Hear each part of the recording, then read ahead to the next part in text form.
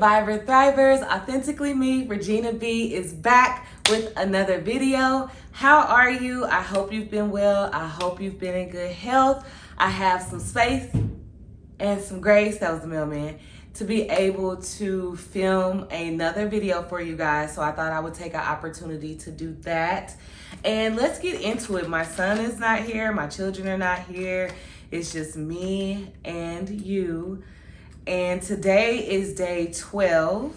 So let's get into, I turned right to day 12. I flipped my camera around again to where it's not in selfie mode.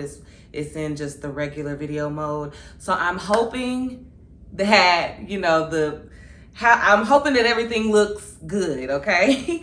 But yeah, let's get into it. For those of you that are new to the channel, welcome. This is a channel where we go through therapy workbooks. This was the original therapy workbook that I ever went through, which is It's Not You, It's Them, 30 Days of Hope and Help for the Adult Child of a Narcissist by Debbie Tudor. And this is what launched the channel. This is what got me inspired to even start a channel, was going through this therapy workbook. So let's get into it. We are to day 12. And if you need to be caught up, go ahead and check out any of the previous videos so that you can know what's going on in the workbook thus far. We are to day 12. And to all my subscribers, thank you for subscribing. Thank you for your support. Thank you for your engagement. I greatly, greatly appreciate it. It keeps me encouraged. It keeps me motivated. It keeps me coming back. So let's get into it. Day 12. No, baby, I just did day 12. I just uploaded day 12 because it was protective contact. Oops. We are actually on day 13. We already did day 12. And these are impromptu. So they're not rehearsed. I don't practice them. The previous time that I did this, I would sit down, I would go through everything line by line, write it down, and then I would share it with you guys. This time I'm just going right through. So day 13, I'm so sick. How could you be mad at me? The psychosomatic narcissist. Psychosomatic narcissist. We're gonna go with that. I told you I was sick. Message on tombstone. The psychosomatic narcissist uses illnesses, real or imagined, to get attention. You earn acceptance points, albeit temporarily, from this type of parent by listening to their angry diatribes against the medical community and rushing to their side for hand patting. They may fire several doctors who don't understand, read, in parentheses it says, read and able, their specialness. Their illnesses are often imaginary, vague stomach pains, numbness, etc., and serve as a way to help them escape their feelings. It makes them secretly angry when you have an illness, and they will strive to stop you in severity or otherwise make your issue about them. For example, a narcissistic mother once told her daughter, "I was up all night worrying about you having a cold. Now I'm exhausted." The focus must always be on the narcissist.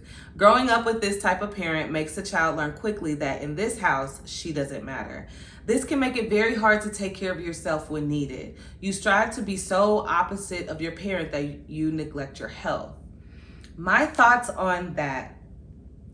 That is not my experience with my narcissistic parent.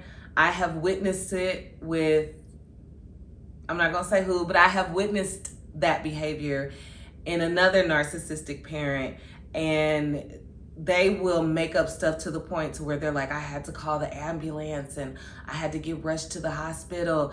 And then it'll be like, so what was it? Oh, my heart was just racing too fast. I got myself worked up, or it was so hot outside. And I feel like when I observe the person whose narcissist parent is like that, they don't take very good care of themselves. So I guess that is true when she says you neglect yourself. Like, they don't, take very good care of themselves. They're often ill or not feeling well. And I also think another thing with that, when you have a parent like that, is that it's like crying wolf.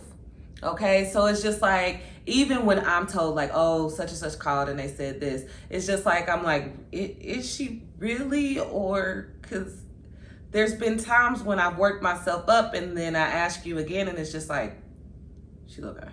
And so I feel like it's kind of like Kaale and crying out for wolf, to where a lot of times now it's like a joke in the family. Like, you know, the siblings and the nieces and nephews will be like joking about it, like, she always saying something wrong, or she always this.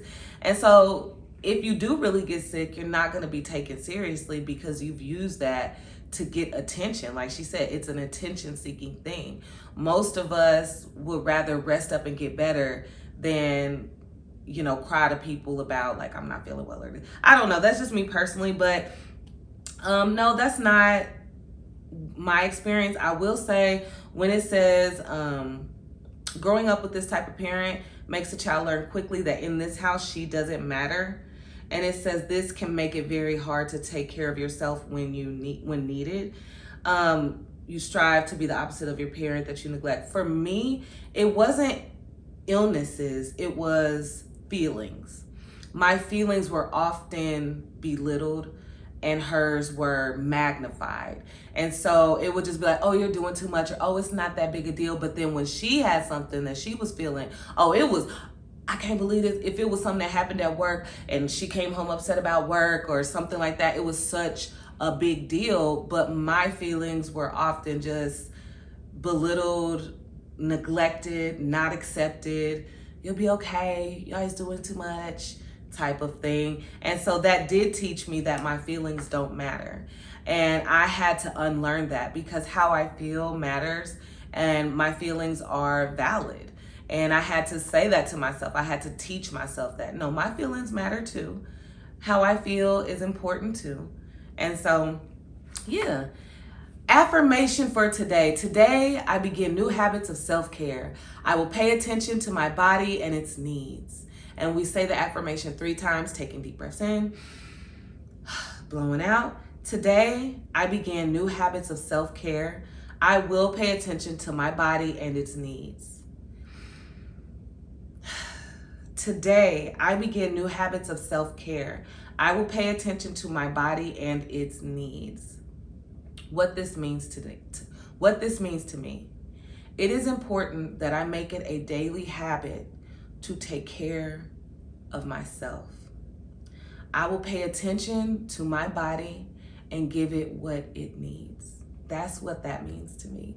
And it's so interesting that the yoga flow that I just did in my home kind of goes along with that. It does go along with that, because he was really instructing, like, breathe into the poses. How are you feeling? Do you feel any tension anywhere? Do you feel any stress anywhere? Take this opportunity to ask yourself, how am I doing? How am I feeling? And so this goes right along with that. And I really spent my time on the mat today listening to my body. I was like, oh, okay, I feel a little tightness in my quad. Okay, I feel, a little something in my shoulder. Let me breathe into that a little bit more. And when my thoughts started to wander, I didn't get upset by them. I just brought myself back into the moment. Like, stop. Don't worry about that. You worrying doesn't change anything. Or if I went too far in the future, in today, like, no, you got plenty of time to do all the things that you want to do. So yeah, and it's very important. If you don't have a habit of self-care, it's really important for you to find that self-care. I don't care if it's just getting a manicure, if it's getting a pedicure, if it's watching one of your favorite funny movies, if it's sitting up cozy and getting a few moments in of reading your favorite book, if it's just going out to your window and looking out of your window and just embracing all the nature that you see. If it is going for a run, if you are interested in trying to start running, try. Just go to your local track or go outside and say, I'm gonna run as long as I can, and then I'm gonna walk. And just challenge yourself in that way. If you're interested in doing yoga and you wanna begin a yoga practice, there's so many apps out there where if you don't feel comfortable going into a class, because sometimes yoga classes are not inviting, they're very kind of cliquey, then you can download the Nike Train Club app, and they have a yoga option, a workout focus where it's just yoga. And it's not, using all these deep Sanskrit words. Sanskrit shouldn't intimidate you because it's just an ancient language. Like, Greek and Rome and all that. So, but I do recommend that you pay attention to your body, give your body what it needs.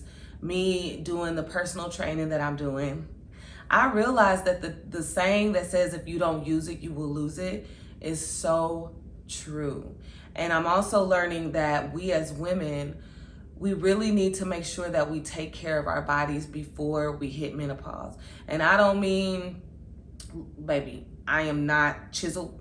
I'm not chiseled at all. I will say that I'm fit because I run, but I'm not, the super muscular person.